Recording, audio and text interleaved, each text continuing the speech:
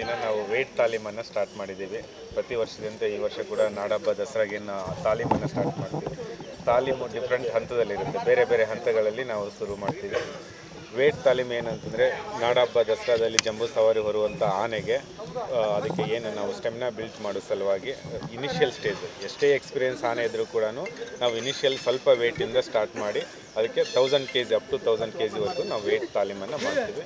ಇವತ್ತು ಅಭಿಮನ್ಯು, ಲಕ್ಷ್ಮಿ ಮತ್ತು ವರಲಕ್ಷ್ಮಿ ಈ 3 ಆನೆಗಳ ಇದು ಏನೋ ಜಂಬೂ ಸವಾರಿ ಏನು ಸಾಗುತ್ತೆ ಆ ಆನೆಗಳ ಸಾಗೋ ಇದಕ್ಕೆ ವೇಟ್ ತಾಲೀಮನ್ನು ಸ್ಟಾರ್ಟ್ ಮಾಡಿದ್ದೀವಿ. ಇವತ್ತು ಅಭಿಮನ್ಯು ಅದಕ್ಕೆ ನಾವು 50% ಆಫ್ ದಿ ಜಂಬೂ ಸವಾರಿಗೆ ಏನು ವೇಟ್ ಇದೆ ಆ 50% ವೇಟನ್ನು ನಾವು ಹಾಕ್ತಾ ಇದ್ದೀವಿ.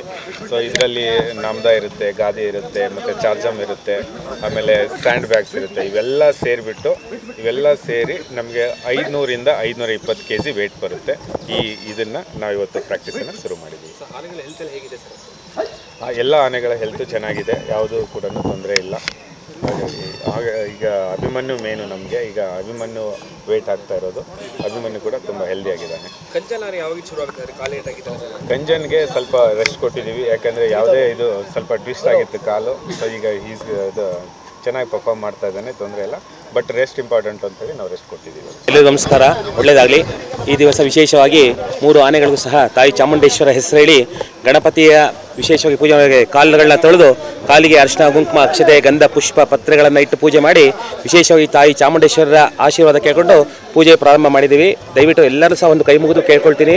ನಮ್ಮ ಆನೆಗಳು ಇವತ್ತಿನಿಂದ ಮರಳು ಮೂಟೆ ಹೆಚ್ಚು ತೂಕ ಹಾಕ್ಕೊಂಡು ರಸ್ತೆಯಲ್ಲಿ ಬರುತ್ತೆ. ಆದ್ದರಿಂದ ದಯಮಾಡಿ ಕೈ ಮುಗಿದು ಇನ್ನೊಂದ್ಸರಿ ಕೇಳ್ಕೊಳ್ತೀನಿ, ರಸ್ತೆ ಬದಿಯಲ್ಲಿ ಯಾವುದೇ ಅಂತ ಮುಳ್ಳುಗಳಿದ್ದರೆ ಅಥವಾ ಗ್ಲಾಸ್ ಪೀಸ್ಗಳಿದ್ದರೆ, ಮೊಳೆಗಳಿದ್ದರೆ ದಯಮಾಡಿ ತೆಗೆದು ಒಂದು ಡಸ್ಟ್ಬಿನ್ ಹಾಕಿ ತಮ್ಮ ಮೈಸೂರು ಜನರಲ್ಲಿ ದಯವಿಟ್ಟು ಪ್ರಾರ್ಥನೆ ಮಾಡ್ತೀನಿ.